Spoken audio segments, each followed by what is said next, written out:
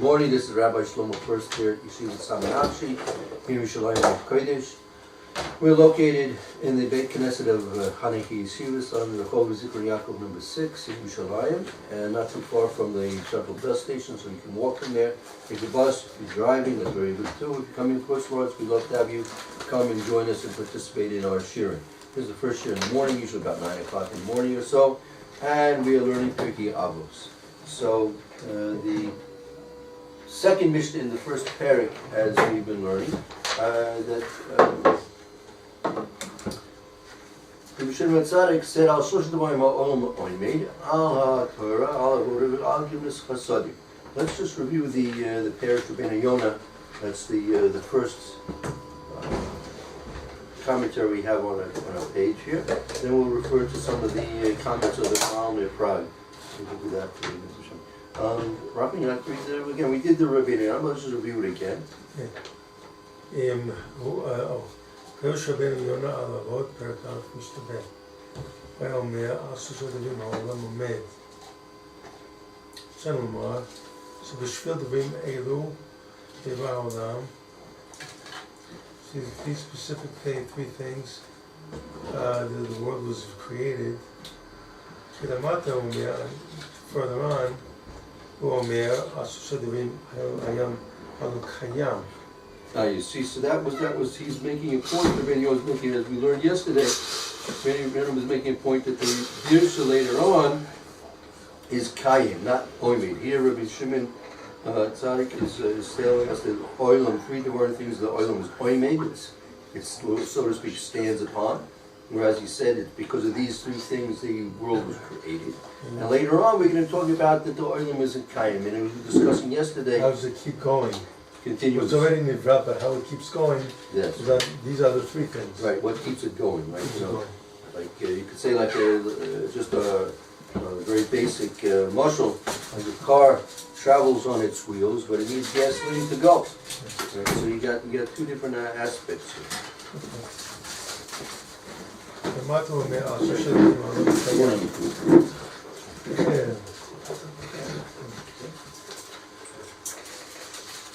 We're just reviewing Rabbeinu Yonah that we mentioned yesterday. And again, as the Girsa is, according to all Girsas, most of them, let's say, I don't know all the Girsas, but the first Maimer of the Shimon Tzaddik is that the Ashol Shadabarim Ha'olam Oimid stands upon, as they explain it, was the world was created for the sake of these three things.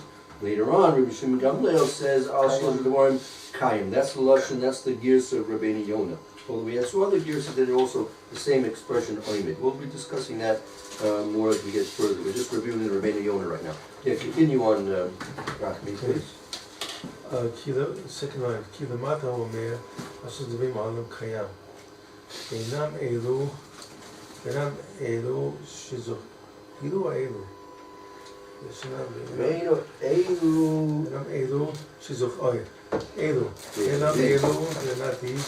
שזוכר כאן, that he mentions here, על כן צריכים אנו לפרש, כי עומד שאמרו ז"ל, לא, כי עומד שאמרו, רוצה לומר, what is it? Right, על שלושת דברים העולם קיים, אינם אלו שנזכר כאן. Those three things later on which the world is מקיים, those are not the same three things as we're mentioning here. Yeah. He's making a point that you should understand that they're different things. They're not the same things, they're different things. Come on in. Tsama, Snivra Hona.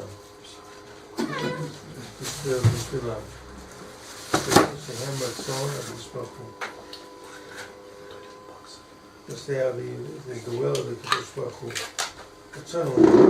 Snivra Hona, the world is created. Shvil Biri Otav. For his creations.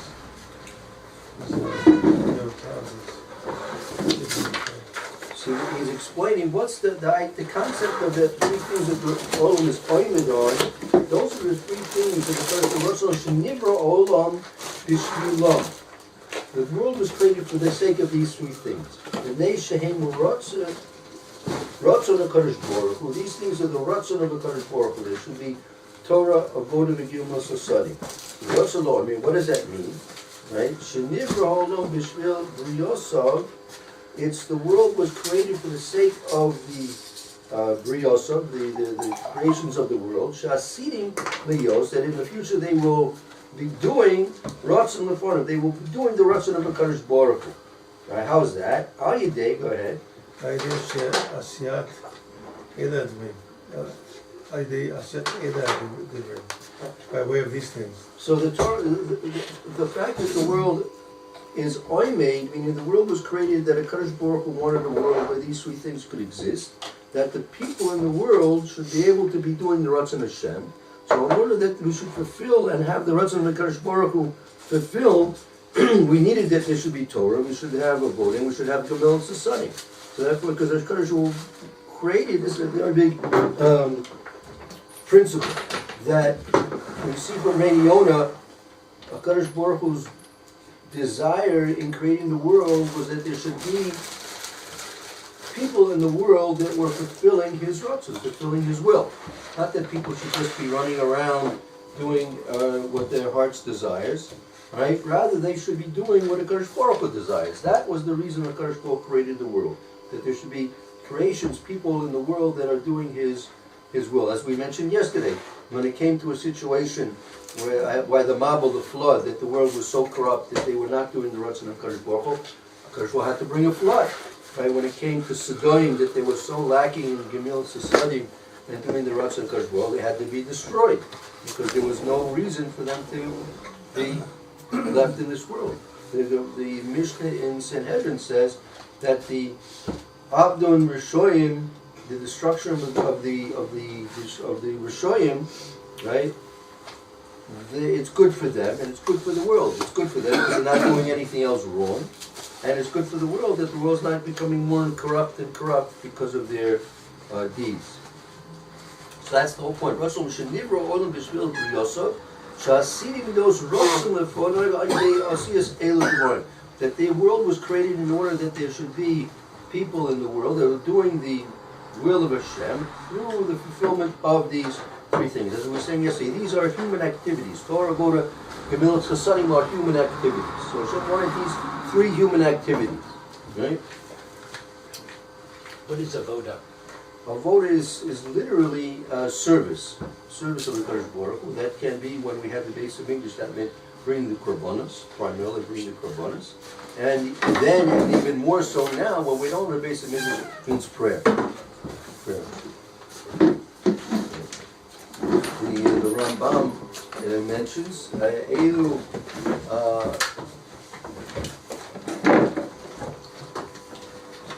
Elam Avodah Shabbalei. What's the Avodah Shabbalei? He asked the question, what kind of work can the heart do? So that's tefillah. That's prayer. We see all the Avos prayed, we see Noah prayed, we see Rishon prayed. Praying is a human activity. We should recognize our Creator and the powers that the Creator has, and we should beseech mercy and request our needs from the Creator. That's a basic human activity. Okay, let's just finish up the last line and a half here of Rabbeinu Yonah. These three things are a pillar, a very big pillar. For them, they will get all these things that said Chazal. The world is standing on it for them. Right, so the key to getting anything that's good in the world, right? Anything that's good in the world that Hashem is wanting and willing to give to people, the way to get that is by fulfilling the purpose of creation, which is that there should be Torah, voting, Gemil, Society. So if people are involved in Torah, voting, Gemil, Society, they're fulfilling the purpose of the world, and consequently they'll get what they need to have a life that's proper and beneficial in this world. Good. let's now turn over to the next page. That you have here, number 5, the top line, Derech HaChaim, that's the Maharal of Prague, his commentary on Avos. He'll explain a little bit more deeply this concept. Go ahead. Yesh lecha lefresh. You have two to explain.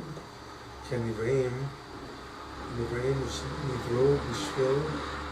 Shesh behem atov. Yesh behem atov. They have good. Ve'im lo haya. So you mean the foundation of something being created is that in essence it's good. It's beneficial. Something you look at anything that's created, a table, a pen, plates, a camera, chairs. All these things have been created, and all these things have been created for a beneficial purpose, right?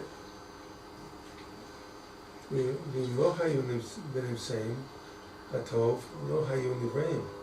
If it wasn't found them good, they would not have been created. Right. So, on the other hand, in contrast, if there was no benefit in the thing, it would never have been created. Just a waste. Ki ha'davar she'eno tov. That's what the thing that's not good by itself. In itself, ein ro'ui she'yeh lo ha'mitziut. It's not proper fitting that it will be in reality. Existence. Yeah, mitzi is existence. Yeah. So Nothing that's created that's not good. nothing is created is not good. Everything is good.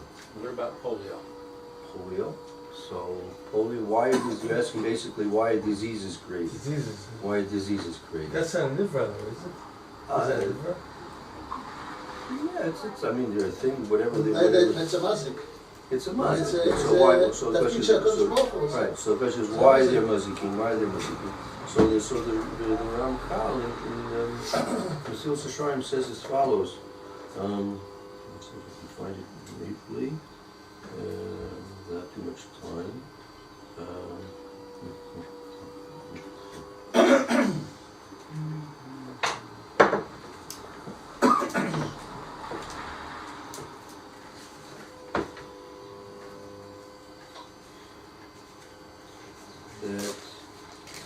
That's mazik that we made.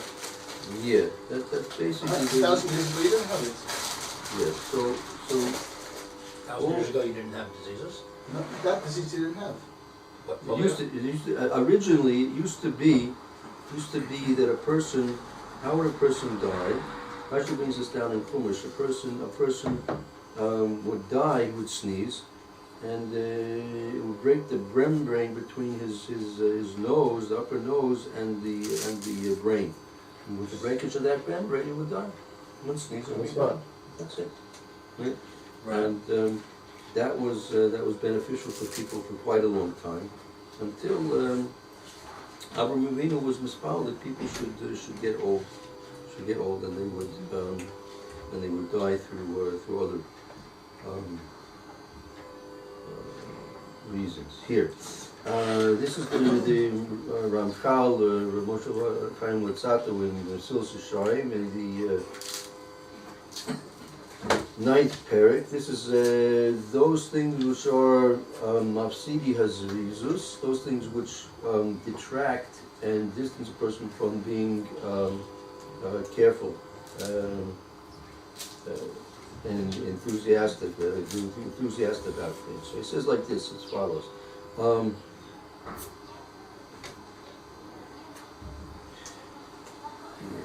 And he says, Ki Hini Adon Baruch Hu, Hakadosh Baruch Hu Osa Es Adam Baal Seichel, Nachon Usvara Nechoina. So Hakadosh Baruch Hu created a person, right, that he should have intelligence and proper logic. She nanig asma al der tov. He should conduct himself in a proper way. Created people with intelligence and logic. They should be behaving properly. Yishmor min hadavarim hamazikin, and he should be careful to watch himself from those things which are damaging. Asher nibra la'aynish es harishoyim. Those things which are damaging they were created in order to give a punishment for the Rishonim. Those people who are not doing the will of HaKadosh Baruch Hu have to receive certain punishments. It's better to receive a punishment in this world. So HaKadosh Baruch Hu created certain powers in this world which will punish people, right? Primarily those people who are not doing what they're supposed to do. So therefore they can get a punishment in this world and rather than get a punishment in the next world. So they get a physical punishment in the physical world rather than get spiritual punishments in the spiritual world. Right? So that's the reason why you have all these things which are damaging. Right? So,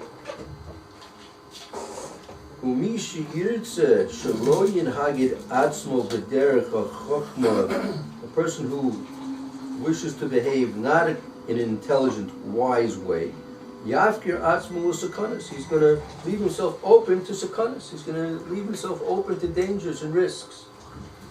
A person is going to proceed in this way. This is not talking that he's going to go into a situation where there are known risks and dangers, right? Because these known risks and dangers were created, as Mr. Shlomo had said, to create. They should be created to punish the Rishonim. So there are certain specific instances where there are damaging and risky things in this world, and these are there to cause damage to people who are befitting to get punishments. But if a person's not going to be behaving logically, thank you, sorry, not behaving wisely and logically, so he's going to run into the situation where he's going to have damages and expose himself to risks and dangers as well. Right? So, under normal circumstances, a person can avoid these kind of things. Right? The Gemara speaks about many, many things. If there's plague in the city, what a person should do to avoid being damaged by the plague. Right? So there were things like even the time of the Gemara, there were known things as plagues and diseases and all kinds of things like that. And but a person can, in general, be protected from these things. So, as what the Gemara in Bracha says, what kills? It's not the snake and the very poisonous snake that kills. It's the sin that kills. Right? The sin that kills. That goes back to the original Ketub Marishon. If it hadn't been for the Ketub Marishon, it would have been need for death. So all these I things. purposely picked polio because number one, it targets children. Number two, as far as I know, there's nothing you can do to avoid it until the vaccine came out. But for many years, I remember talking to a friend of mine who said that they used to hang garlic up in front of the windows to protect garlic, to protect from polio, because they had no clue, they had no idea what was going on. So it's hard for me to fit that particular disease into. In general, I can see what you're saying for many diseases, but for polio in particular, it's very hard for me to fit that into that. I had a friend that a religious guy that got AIDS. He died. He used to do, it was in the laboratory, that's 20 years ago, before they knew what AIDS was, and they were working on it. And he got AIDS, married guy, and 6, 7 kids. He was in a car accident. Nobody knew even that he was supposed to die. He was in a car accident, and right away the ambulance wanted to take him away. And he said to him, "Don't touch me," and called the telephone number. And right when they put on kafot, they didn't, in those days you didn't put on kafot. They put it in, and then everybody knew that. And then afterwards, Nafshi died after a few years afterwards. It's a nevra, when the mazik is nevra, he goes wherever he wants. Listen to. With AIDS, you can fit AIDS into what Rabbi said. It's something that you can avoid. Something that targets a population that's not necessarily. Kids are born with AIDS. Kids are born with AIDS. What? The kids born with AIDS. Okay. The kids born with AIDS. So it's the same thing as what you're saying. You're talking about the children. The mother could have avoided that. Oh, she couldn't, but she did it. But the same thing is, I think But that with polio, one of the things that we've learned. it's almost all kids, Okay. and there's nothing you can do to avoid it. So there's two answers that I have to that. Number one is that we see the world as black and white and starts here and stops here. So that's a gilgul from somebody else from another generation. And if not, it's another thing. The original question is, everything Hashem creates is good. That's right. So it is good. So we're If trying to a understand person, why if it's a person is a gilgal from a past generation in this world, trying to make up for his sin, and God gives him the polio, and then he's going to finish polio, and after 120 years he goes back up, he's going to be able to go to Gan Eden, right? So this is a cleansing of the soul. We don't understand it from that point of view, but it's a cleansing from a past generation. We say Hashamnu, right? When you're kids, right? Hashamnu, but why do we say we? You know, and our forefathers? Because past Gilgalim, we're also asking for past Gilgalim. So it's all interconnected. It's all interconnected with what we're doing. You're trying to say that there's a separation between one and the other. And the second thing I've also heard and I've learned is that it's also to make sure the parents keep within the track of Torah to make sure that nothing happens, because the worst thing that can happen is after your children, right? So you want to do everything positive to make sure that the kids come. We don't know, like, just like you and I, we don't know what happens behind closed doors, people do, right? So only God does know. So it's all part of this massive thing that we just see the black and white because we're so used to TV. We're so used to see the movie starts, the movie finishes. In real life, it never finishes. God is constantly there with us. We just don't see that, so we never can see the other dimensions of what's going on. I have difficulty with an explanation that has to draw upon something that's not within life. I mean, you can always say, well, you know, the world to come, the world before, the world after, reincarnation. No, these are kind of vague, hand-waving arguments that not at all. Not coming. Not at all. I have to disagree with you. The Rambam's one of the 13 principles is the world to come. So if you can't say that that's part of your everyday life, then you're missing one of the main 13 principles of being Jewish. So you can't say that, okay, I'm going to make separation, the world to come, and make separation every generation. I'm going to say it can't. It doesn't work. I mean, the old-fashioned clocks, when you had to wind them up, right? You took a spring out, it didn't work, right? If you write an email, you write .com. If you don't write the dot, it's not going anywhere, right? Just a little dot, it's not going anywhere. Same thing with Jewish life. You can't say, okay, but I want to separate this, and I want to separate. It doesn't separate. Like Jewish life is not a separate. Jewish life is one whole big thing that we're being overseen by God, and we just don't understand where we are in this picture. You mentioned the Rambam. The Rambam, we learned in Hilchos Tshuva that the Rambam says clearly that parents, that their children, before they become the age of bar mitzvah, they're treated as just like their material goods, like just as their cow, their house, and all those things.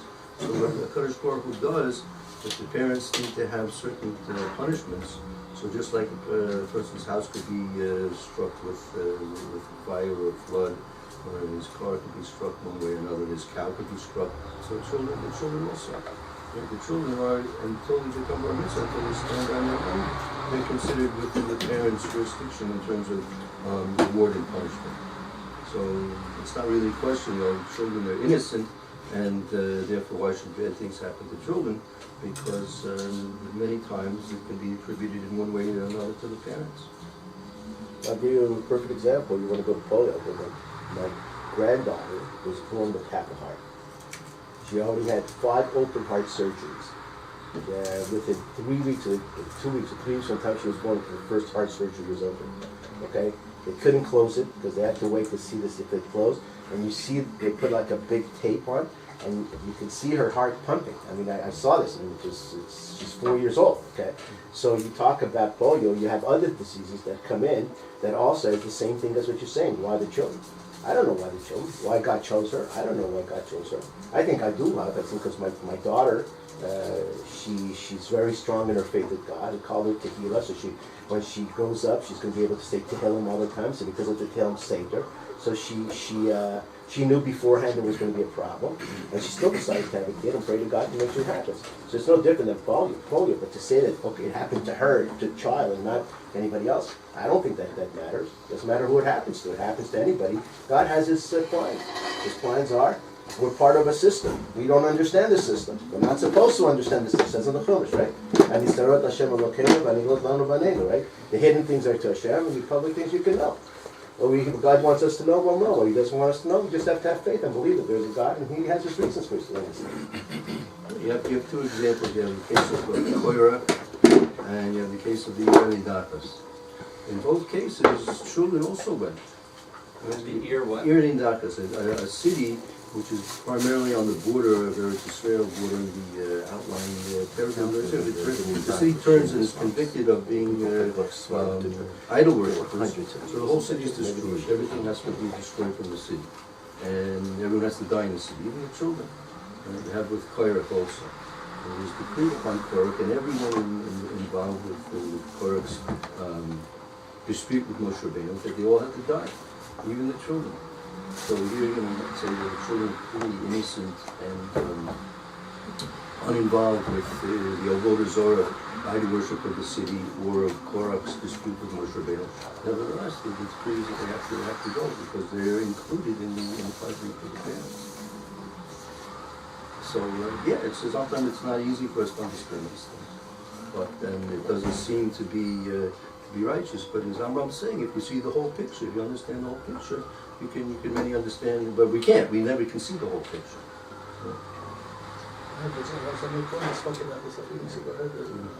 He said, if we did 300 years, it would be much easier. We wouldn't understand 100%, but it would be much easier to see how something starts and something ends. He says, we see where they get Buddhists and people who are just and one of this what happened to Onish and it's Sahar and all of them, because we only lived this not 2 years, we can't see that anymore, we don't see these things. The Chavetz Chaim has a very nice mashal, because you have a fellow, he's traveling from place to place, and he comes to a certain town for Shabbos. So he's taken in, and he's given nice treatment, he's staying by people, he comes to davening in the morning. So he sees the gabbai, and he picks a coin in the left side of the shul, gets the first aliyah. And sees a lady in the middle of the shul gets the second aliyah. Then the Rav, sitting up in the front, he gets the next aliyah. And then the next person gets in the back, gets an aliyah, and all the way down, one here and there, all the way around. So after the davening, the person goes to the gabbai and says, look, seems a little bit disorganized what you're doing here. Why don't you have a seder? You know, you go from the right side of the front row and go all the way down. Everyone gets an aliyah right in there. You start after that the second row. After that you start the third row, and everyone get an aliyah. And here you're jumping around here, left, right, north, south, east, west, up and down, all around. Where it doesn't make sense what you're doing, going back and forth all the way around. So the Gabbai says, look, you come here for one Shabbos.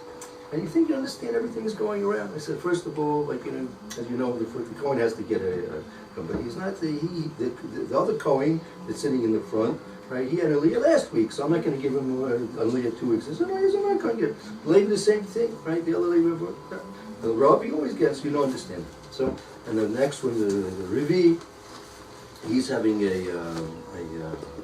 bris this week, so he gets Rivi. And the next one, he's having another simcha, and this one has a yard site coming up. So everyone you think you understand by coming in to understand everything we're working, all the community and everybody and all from the background of each and every person, why they should get. You say, no, we're going to this or that. Because you're just a visitor from one Shabbos, so you can't really understand all the different ramifications of what's going on in the previous weeks and the coming weeks coming up, right?